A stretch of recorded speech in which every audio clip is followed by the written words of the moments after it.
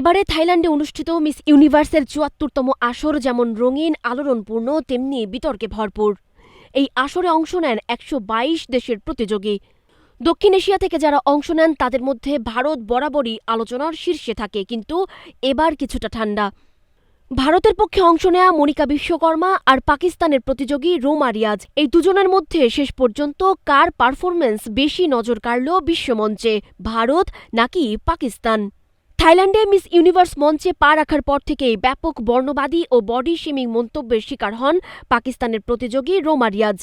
উচ্চতা, গায়ের রং, কিছুটা ভারী শারীরিক গঠনের কারণে পাকিস্তানেরই কিছু মানুষের তীব্র কটাক্ষ শুরু হয় তাকে ঘিরে।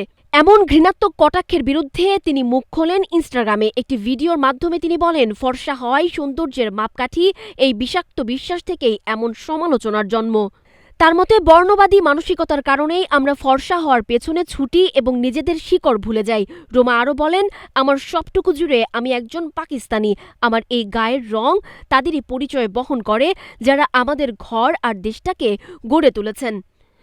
রোমার এই জবাবকে পাকিস্তান সহ বিশ্বের নানা প্রান্তের মানুষ সমর্থন জানান। এদিকে ভারতের মনিকা বিশ্বকর্মা, যিনি শুরুতে প্রশংসা পেলেও শেষ মুহূর্তে ছিটকে পড়েন। মিস ইউনিভার্সে তার রানওয়ে বক্তব্য ও আত্মবিশ্বাসী উপস্থিতি প্রশংসা পেয়েছে বিচারক, দর্শক উভয়ের কাছেই। বিচারকদের মধ্যেই ছিলেন ভারতের ব্যাডমিন্টন তারকা সাইনা নেহওয়াল। মনিকা চমৎকার পারফর্ম করলেও আলোচনার ঝড়ে রোমার মতো কেন্দ্রবিন্দুতে ছিলেন না।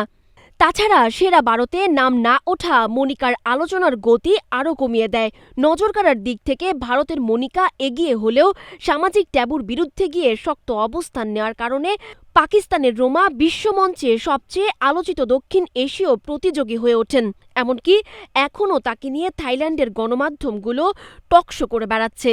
ফলে সার্বিক দিক বিবেচনায় এটা বলা যেতেই পারে পাকিস্তান ভারতের তুলনায় এগিয়ে। সানজিদা আফরিন, সোনিয়া, নাগরিক, প্রতিদিন।